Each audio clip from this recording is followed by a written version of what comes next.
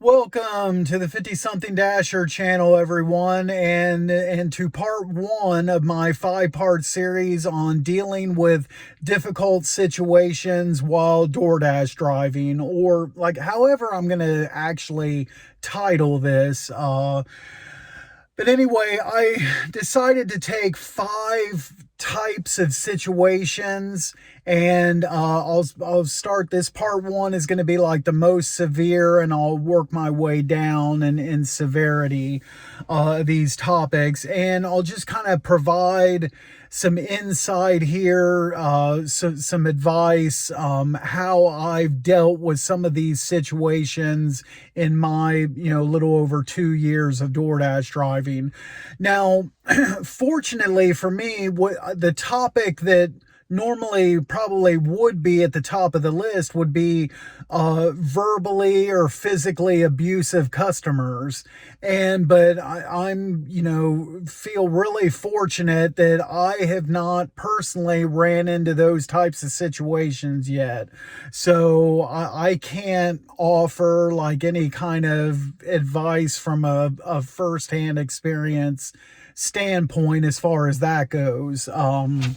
But I know if I ever do run into that, I mean, the advice I give to myself is just remain calm, and then, don't like, obviously don't like attack the customer. I'm not a confrontational person, so I would just separate myself from the situation, or like diffuse the situation as best I could, and then immediately report the issue to DoorDash, the authorities, or whoever. But like I said, fortunately I haven't ran into that yet.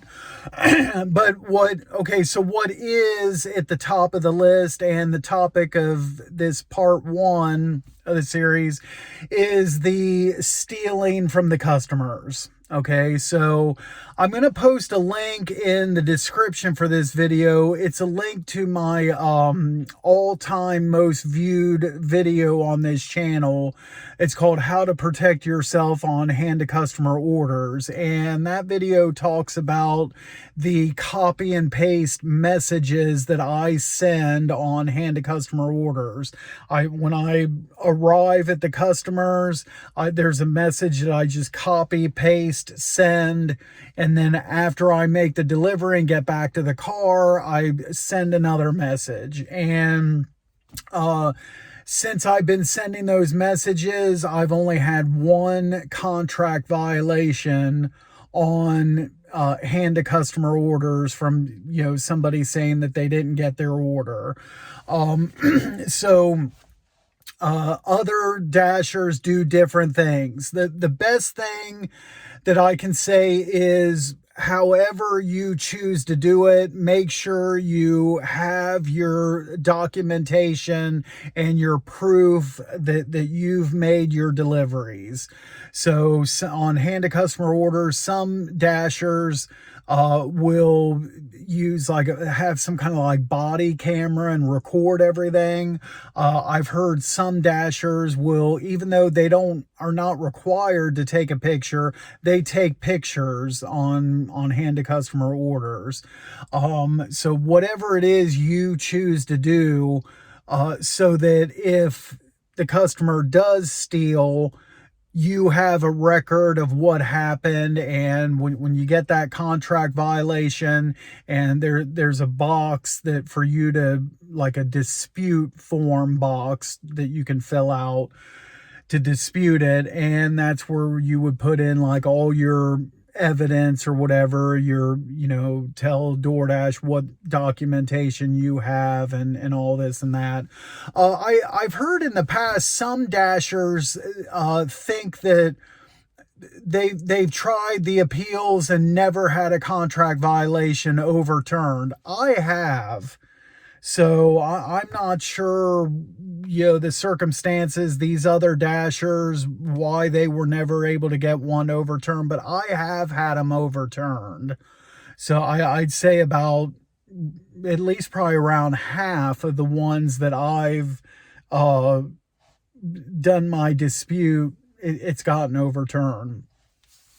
Another thing that I'll suggest that maybe a lot of you that are watching aren't aware of is that you can have customer accounts blocked to where, if you have a customer that steals from you, or let's say they do something else, they I don't know, send rude messages to you or whatever, they're abusive in some way, whatever the case, and you just don't, or maybe it's was delivering to like a place that you just didn't feel comfortable and safe delivering to, or something along those lines.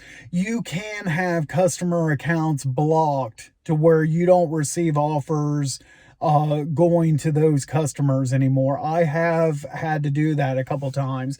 These were both in my first year of dashing, but the first example of this was I had a customer that lived in a really sketchy like apartment complex. And so it would be a hand to customer order.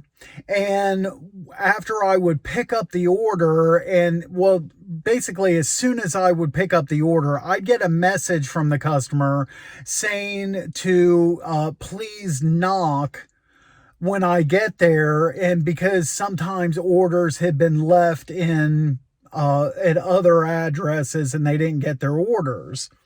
And I would just send a reply back, okay, yeah, I will. Okay. Then I'd get there, I'd knock, hand the customer their food and be on my way. So I had like, I think 2 or 3 orders like that to this customer. Well, it was either like the third or fourth order, uh, I, I didn't message the customer back. I picked up the order. I got that message. Hey, when you get here, knock, because the same message each time I had an order for this person. But like I said, this time I didn't respond because I'm like, well, yeah, I got it. It's like the fourth time I've delivered this person. I know, I get it. And I get there, I knock, hand the customer the order. Everything's the same except for me not replying on that message. And then I go to leave and then immediately get a contract violation. So the customer waited until there was one of my deliveries where I didn't respond in the chat, and they took advantage of that, and because there was like no proof of any kind of communication with the driver, they claimed they didn't get the order. So, and I want to say that was my very first contract violation, actually, thinking about it. And, I was, your very first one is the one you're going to get the most upset on. And so I was all upset and everything. I called DoorDash support or whatever. And I got that. I asked if I could block that customer account, and they said, sure, no problems. And I had it blocked. The second example of a customer I had to have blocked was a addict who was addicted to like cans of compressed air, and like for the used to clean keyboards with and electronic devices. So I would get a shopping order and it was really, after a couple times of getting this order, I knew exactly who I was dealing with, because it would be an order for a couple tomatoes, which would seem weird or whatever. And then I get to the store, and as soon as I get to the store, the customer would message, oh, hey, actually, I didn't want tomatoes, but that's just what I put in the order. What I really want substituted is these cans of air, and yada, yada, yada.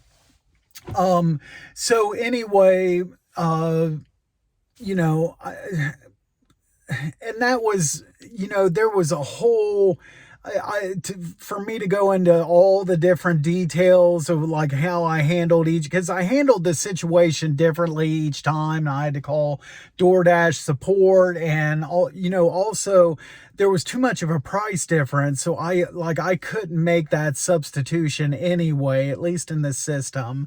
But anyway, long story short on that, I ended up having that customer account blocked as well, because they were, I don't know if with other Dashers, if they were able somehow, some way able to get, what they might have been trying to do is get the Dasher to, because that transaction wouldn't go through with the red card, maybe trying to get some Dashers to pay for that on their own and get it that way, and then the Dasher get reimbursed by DoorDash, and then the customer is just paying the price of the tomatoes. Maybe, I don't know, I have no idea.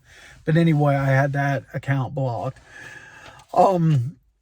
But anyway, that's all I have for this video. Bottom line, just do your due diligence on all of these orders. Keep your documentation, everything. Have I take screenshots of all my orders, for mainly for these videos, but also, is proof of what I did and how I did everything throughout my Dash, so that, and you always, at least I always have gotten these contract violations on the same day.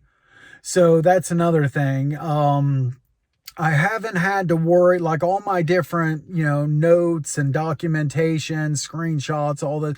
I've never ran into a situation where, like, say like a week after the fact, I get a contract violation. Back on, such and such date 2 weeks ago, a customer didn't get their order. No, it's you usually find out like within minutes after dropping an order off. Within minutes they report that they didn't get their order, and and you get that contract violation pretty much right away. So again, keep all your documentation, fill out those dispute forms if necessary, block customers, and you should be good to go. I wish you all the luck, that you don't have to run into these situations very often at all. So good luck with that. But that's all I have for this video. Thanks so much for watching. As always, be sure to drive safe out there, and we'll catch you next time for part 2 of this series. Take care.